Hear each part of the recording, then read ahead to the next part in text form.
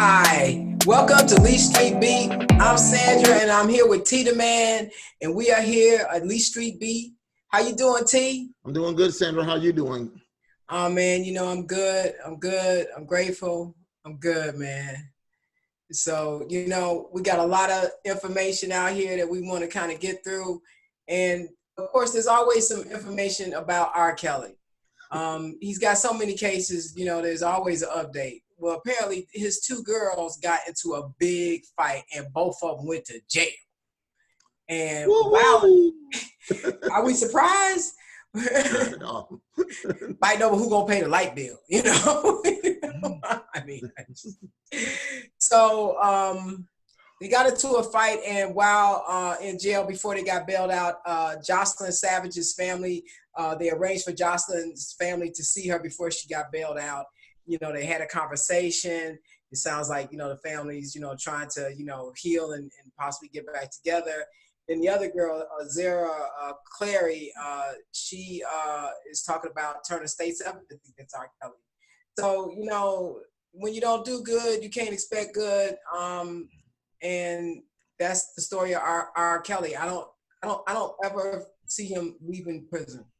Well, all this happened supposedly on his birthday. So what a welcome birthday present. His last two holdouts are hanging in there and they're fighting among each other. Holdouts. Yeah. Listen, they can't pay the rent up in there. Listen, it's a matter of time. It was just going to be a matter of time anyway. So, yeah, but you know what? They were able to. I guess the handlers are still there, and they bailed them out. But it's really sad. Of course, part 2 of Surviving R. Kelly is out. It's riveting. It catches up and follows up on what's been going on in the case since the expose that they did. They're also coming out with the expose on Jeffrey Epstein. I'm not quite sure if I'll be watching that, but who knows? I might. But you know what? R. Kelly is, like you said, got these two young ladies left, and hopefully they get back with their families. It's 2020. I just wish the best for them. I think that they certainly been brainwashed, and R. Kelly's, I don't think he's ever leaving prison, so they might as well go home and try to find themselves a better life. I'm quite sure R. Kelly done found him a new companion in prison already. Hey, you know what? If you watch the part 2 of Surviving R. Kelly, they said that he did have interactions with males and females. Well, then it shouldn't be no problem with him having a relationship there, because there's plenty of males to choose from. Now, I granted that he's in a federal lockup, but it's not ideal. It's not ideal conditions. It's not ideal conditions, but look at it this way: that person's going to be in shape, the body that he wants. Hey, you know what?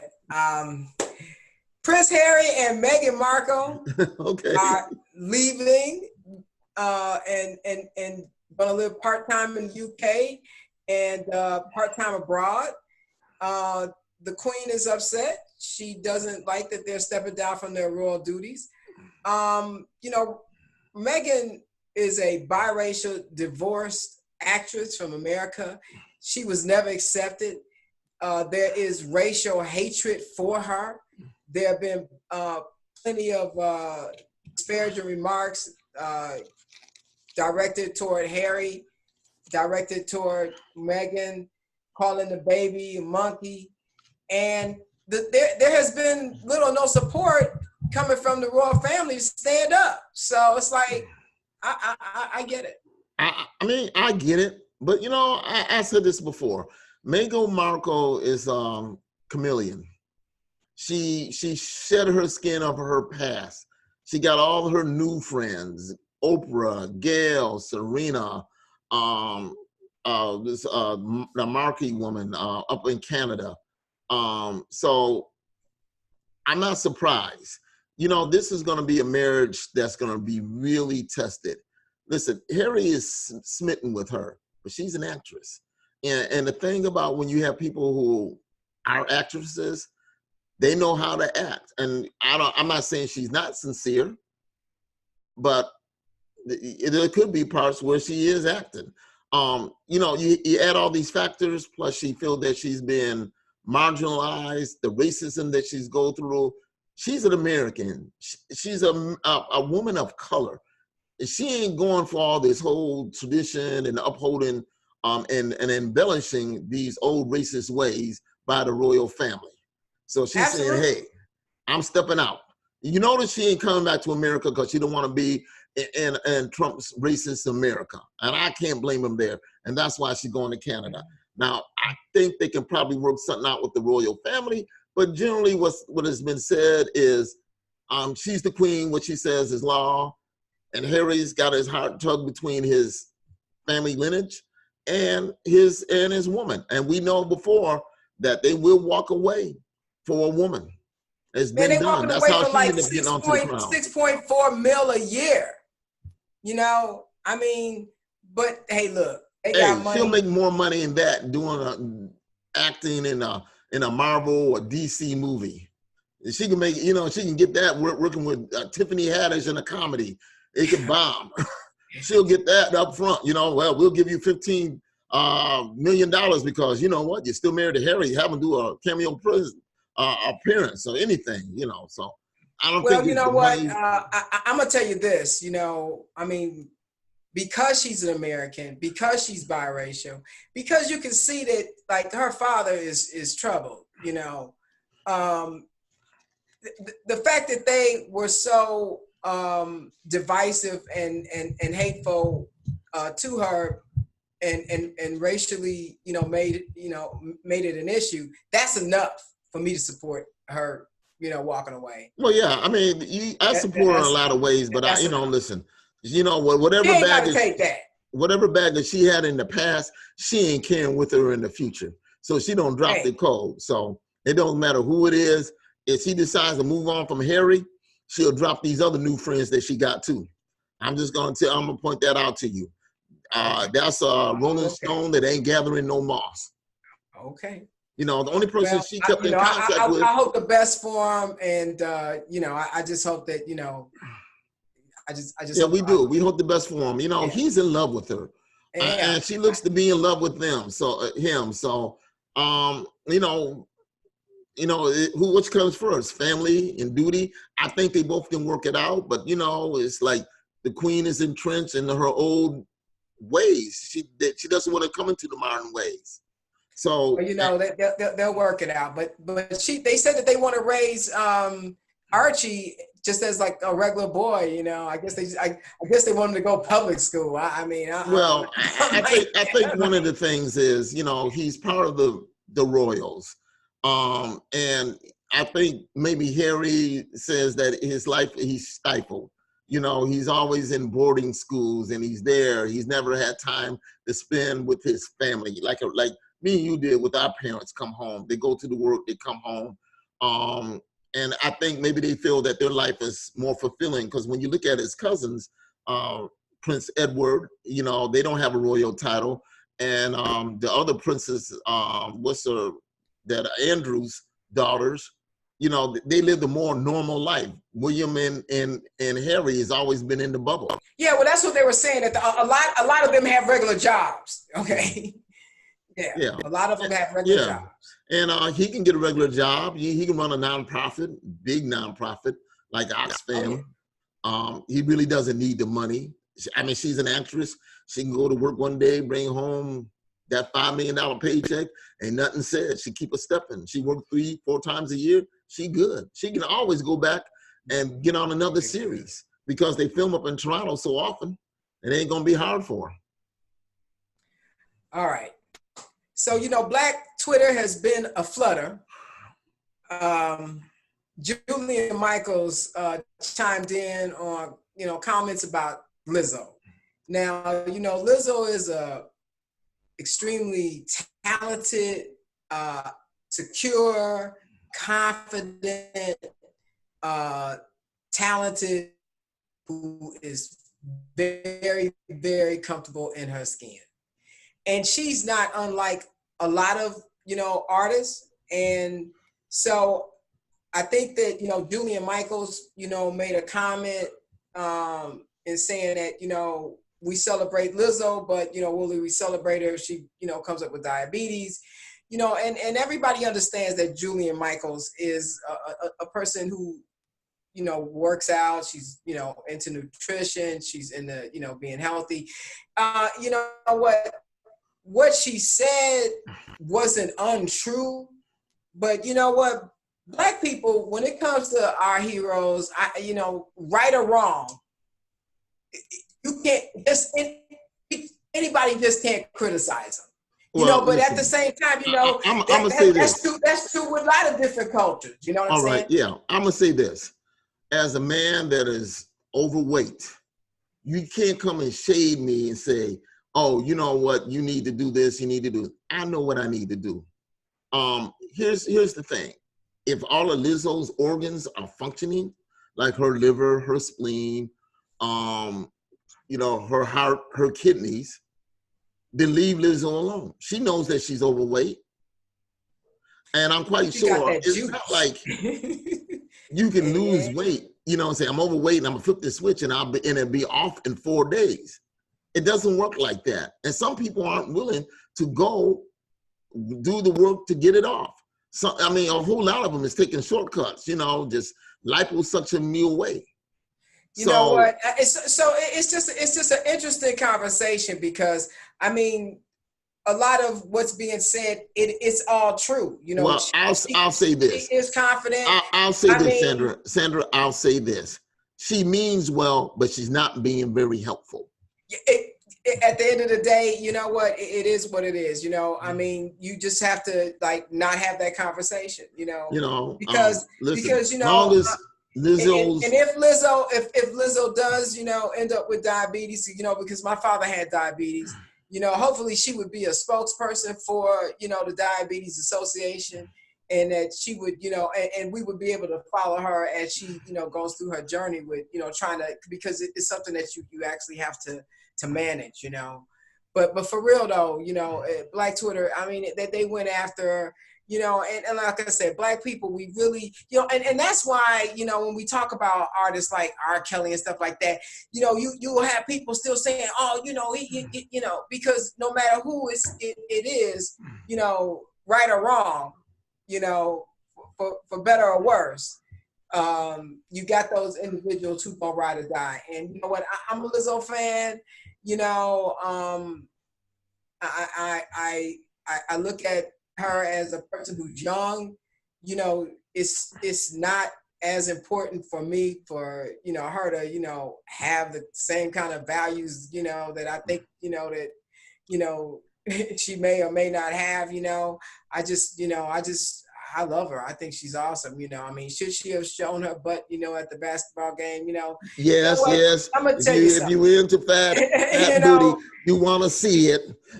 It is what it is, you know. I mean, you know, in 10 years, I'm sure she'll have a different point of view about it. Sure. Yeah, I mean, and she'll walk with a little bit more discretion. But right now, she's young, and you know what? She gonna do what she gonna do. You know. And I just want to say this: just because you are thin, that doesn't mean that you're gonna live any longer. It doesn't mean you're healthy. Yeah, no, it doesn't. It's like having a cake that's all decorated and then inside is, you know, is collapsed inside, you know? I mean, we know people, we mean you both, like our friend Ronnie that passed away. Yeah. He worked out. He did everything he told me, you know, I'm just concerned for my health. And he says, hey, you know, you need to lose weight. You need to do this. And I told him, I'm going to live longer than you. Don't worry about me. You worry about your own self. So being, you know, not overweight is not really necessarily a sign of healthiness, because you got all sorts of things. There's people who are thin who got Alzheimer's. There's other people who are thin that got MS, debilitating disease, ALS, you know, the Lou Gehrig disease. So being thin is not a sign of healthiness, but we all want to live a healthy lifestyle. Well, I just know that right about now, Jillian Michaels wished that she had not engaged in that conversation. She could have, stayed out there. Sometimes, like I said, you may believe things, something's true, but you need to just kind of stay out that conversation. I Well, agree. Donald Trump cannot be trusted. Donald Trump and his administration are the biggest liars it is in that I've ever seen. So Donald Trump goes and kills the second in line there, and Soleimani, and he has no evidence of imminent danger to Americans, to any of our embassies. They have him and Pompeo. They have no backstory of why they did this sudden attack that people are mourning. They have more people out there mourning than Donald Trump had as his inauguration. We knew that. He damn near started World War III. Well, you know what? Listen, Donald Trump lies about everything. Donald Trump doesn't want to believe the intelligence committee assessment of Russian interference, but he wants to believe it now that, we got, evidence supposedly we're in intimate danger. Donald Trump's a liar. We all know he's a liar. I'm going to call him a liar. Pompeo is a liar. Esper is a liar. Anybody with them enables him, they a liar. This man was coming to Iraq. Now, why was he coming to Iraq? I don't know. They didn't say why he was coming to Iraq. I would like to know why the Iranians explain why he's coming to Iraq. But regardless of the thing, they set that predator drone to kill him. That's it. That's an assassination. And he didn't care. He didn't care what the fallout was. It wasn't until somebody beat down his door and say, hey, you know what? This has gone crazy.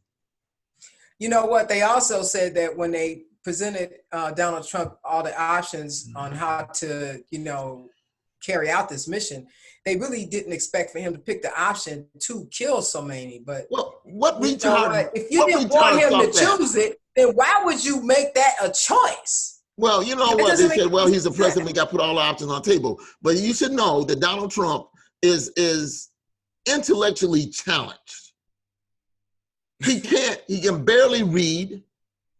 And if you put it, the worst option on the table is the one he goes for all the time. But I know what he did do. Call Vladimir Putin and say, hey, Vlad, what do you think I should do? He said, if you kill him, you'll be a strong leader. And that's exactly what Trump did. So now he thinks I don't know. Vlad came out and said he shouldn't have did it. I don't think he consulted with Vladimir Putin, and I think that that kind of messed up the relationship. Well, let me tell you, it was either Vladimir Putin or his son-in-law or Netanyahu, because they the ones, they the ones that want him dead. They've been wanting him dead for a long time. Yeah, it wasn't Putin. So maybe it wasn't Putin because Putin getting oil from him. But Putin was in the region to make sure this war don't go on. He flew right over there and met with him. Right, and then you got different factions of Muslims. You got Sunni and Shiite. So, it's just crazy. But the Israelis, they ain't caring for either one of them. If they all die, it's fine with them. Listen, he created a vacuum. We noticed when the Iraqi leader that they found, Saddam Hussein. You know what? And that's why we're still there. So, I guess he wants to think that by killing this man, he's equating that he was killing equal to bin Laden. Donald Trump, you're never going to be equal to bin Laden. Whoever you kill is never going to be equal to bin Laden. The whole world was looking for bin Laden. Okay. George Bush blew up every mountain in Afghanistan looking for bin Laden. But Barack Obama found him. Okay. Yeah. So whatever you do, Donald Trump. I believe that in between the hawks, kind of goating Donald Trump because he doesn't know what he's doing.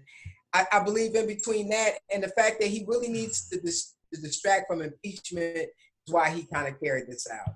But I think that it kind of, they say that it kind of scared him when he realized that we really could be on the cusp of World War III. Well, they probably told him like, hey, you know what? They got a missile. That nobody got killed.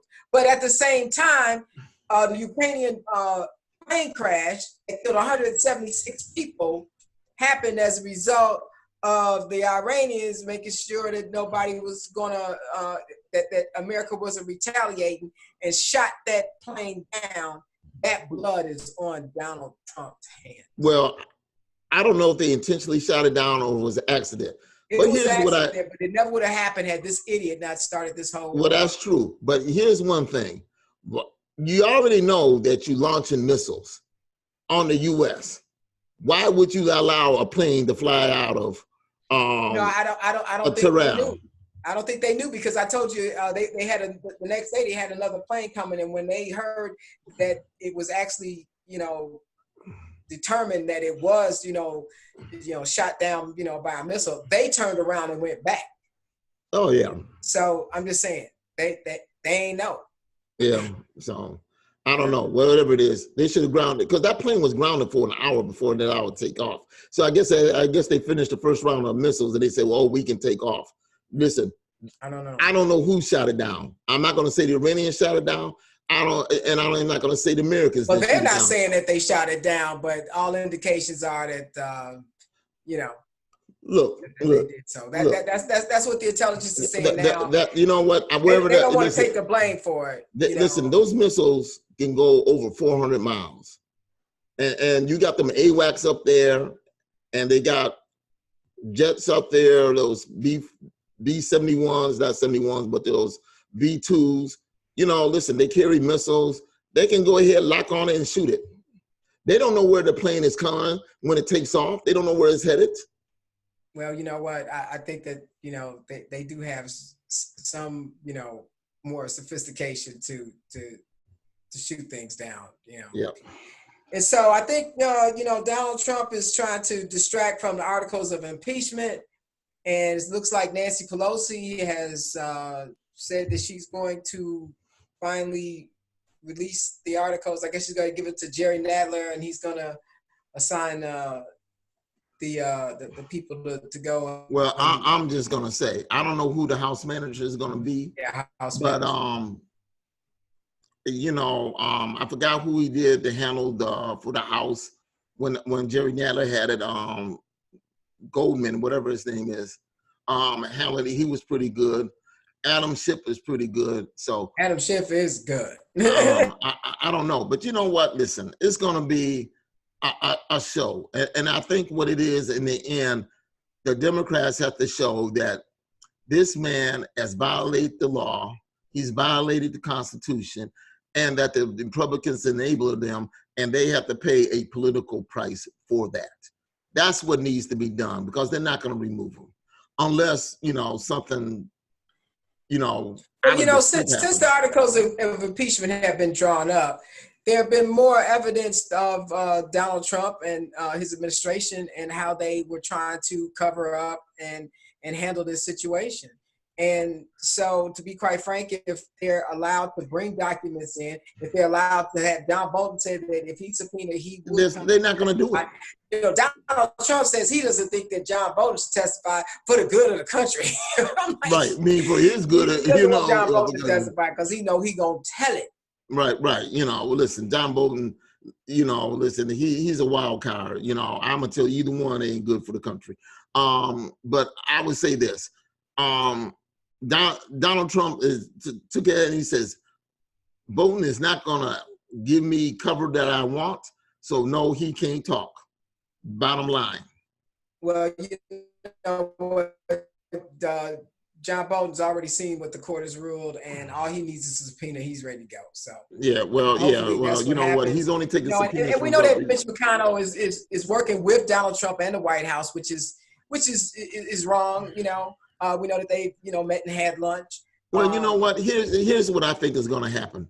They're going to let them have that, and I'm going to guarantee you, if the Senate turns over to Democrats, he's going to be impeached again. And there's going to be a whole different set of rules that's going down there. Yeah. And not only that, and the problem with impeachment or laws is that when you want to make these changes, you need a majority. Now, some of the stuff they agree to, but that's good old stuff like Joe Biden wants to do, like go back to the Senate at 60 votes and 61. That's out the door. Everything now is like majority rule. Mm-hmm. And if it ain't in the Constitution that you need 67 votes, that ain't gonna be 67 votes, and they're gonna say we're gonna override it, and that's it. We're gonna change the laws. And so, and now that we can all see that there's a real weakness in this Constitution that we live by. Absolutely. I mean, you can see it's frayed. It really is. I mean, there's a lot of loopholes, and when you got people who are lawless, they just run right over it. You know, couldn't care less. Just couldn't care less. That's because they studied. They studied the Constitution. They studied the weakness. They studied their enemy. They know where the weakness is, and they exploit. But it seems like everything Donald Trump does is illegal. Every doggone thing. Yeah, well, now it doesn't illegal. I mean, the problem is, the first thing he did said, I'm going to have all the judges in my pocket. That's the first thing he did. Yeah, but there have been some of his judges have ruled against him because guess what? Yeah, well, if they ain't there for life, they're gone. I can guarantee you that. Yeah. Yeah. Yeah. Well, we started out already 2020. We're looking forward to covering the impeachment and talking about it and kind of keeping up with that. I don't know how lame it's going to be, but I'm hoping that it's robust. I'm hoping that we have, we want people to testify, but Donald Trump want, I want Hunter Biden to testify. I want the whistleblower to testify. All of this craziness. It's just like, these people can add nothing to the conversation about how it's a distraction. It's strictly a distraction. He want to get distracted. He want to have his lawyer Rudy come and testify. Maybe Rudy. Oh yeah, you know what? Let's get Rudy a couple of drinks and let him come testify. He's talking about he would flip it and he would turn around and be the lawyer and it's like Rudy. Be careful what you wish for. Yeah. Well, you know what? That's all I gotta say. Give him a couple of drinks and let him hit that stand. Let's see what's going on. Hey! I bet you throw a line of coke out there, he'll hit that too. Okay. I mean, that man's got to be 80-something years old. Right. Really? Shame on him. Oh man. That's too funny.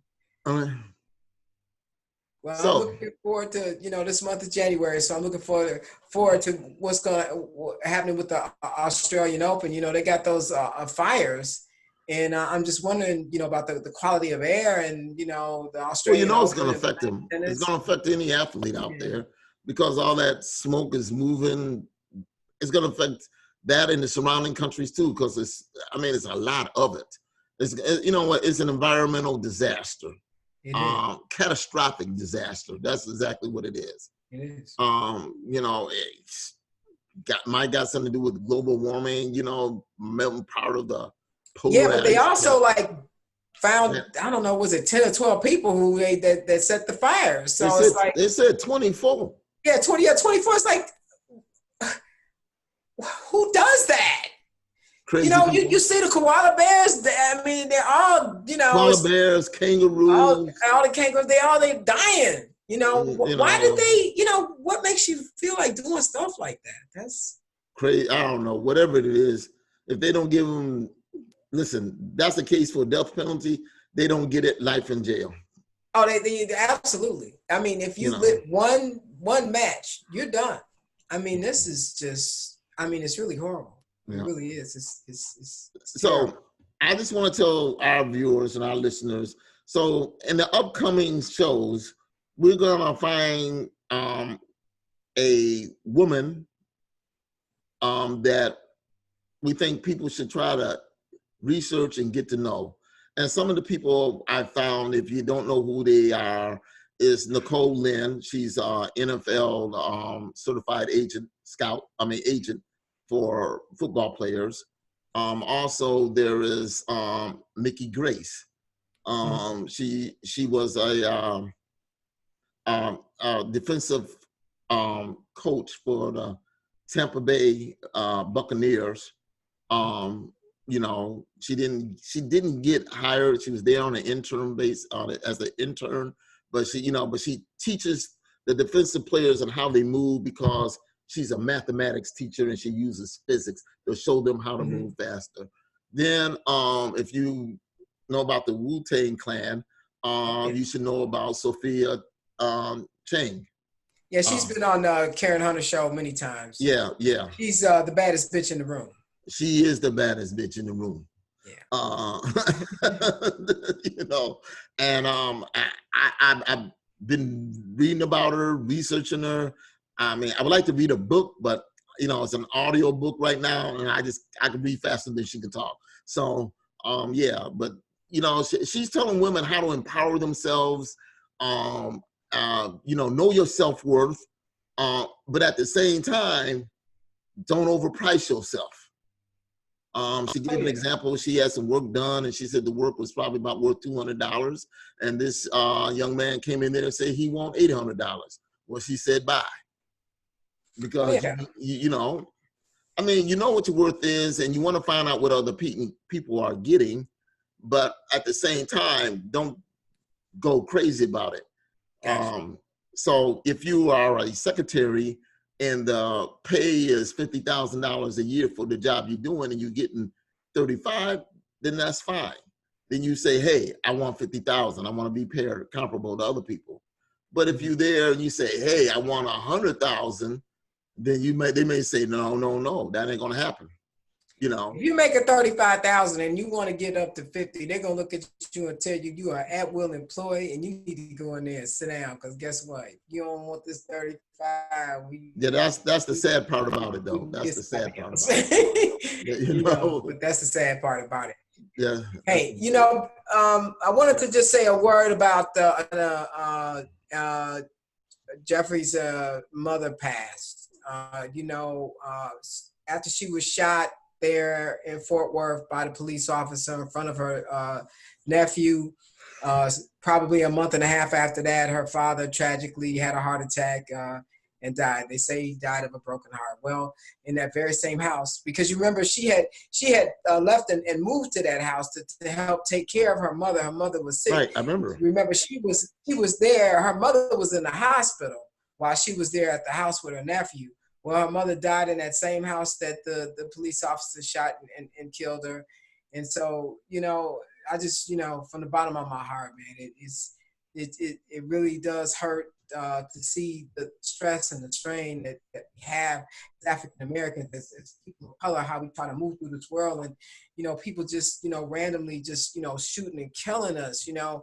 I mean, here we lost Tatiana, and now, you know, both of her parents, like, within, you know, 3 months of her death, you know, pretty much, you know, it's like as a whole family just wiped out, you know, for one reason or another. So that's sad. So also we're updating our website, thestreetbeat.com. We're having a little problems, some technical problems, but we should have it ironed out within a couple of days.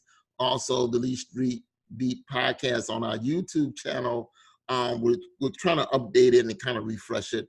A lot of people were saying they want to subscribe, but the button is not highlighted. We're supposed to be making sure that works. So just, you know, just tune in and follow along. We appreciate your support. And if you know, hey, hit subscribe and hit notification. And with that, you know, we try to be informative. We're going to change the format a little bit more. So we're going to talk about stuff like get away from the politics, because it's just wearing everybody out and it's continuous nonstop. You know, we're not a 24-hour news cycle. So we're going to talk about things that, you know, maybe like really affect us, like finances. You know, what's the best way to handle maybe credit card debt? Why you need to have good credit so you can buy a car, B, get a home with a mortgage. You know, nobody has no, at least I don't know, $200,000 sitting around and say, hey, let me go find this house and drop down on it and just move on in. You know, so most people get a mortgage and put some money down, and that takes a little discipline. It just doesn't happen overnight. So we can talk about things that we need where we can cut costs at.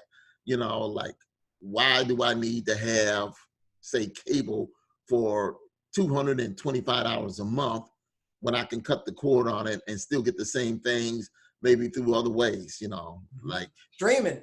Yeah, you know, stream it, you know, that's it. I mean, and even the local channels, buy yourself an antenna. I mean, that's what I've been doing, buying antennas for some of my TVs that don't have streaming service. And they can get the local news. They can get up to 80 channels. So that's what we working on. That ain't bad. You know, 80 channels. Right. You know, and you bring your device to my house and you can stream. How about that? That's what's good. All right. I'll be streaming Netflix all day tomorrow. Yeah, listen, I'm gonna do Netflix, Hulu, and Amazon Prime. I got them all going. Found sales. Look for your Groupon. That's where you save some money too. Just keep that in mind. But anyway, this is T the Man speaking for S Hacker and Sandra Tucker. Until next time, stay safe, treat one another well, and respect one another. Until then, bye-bye.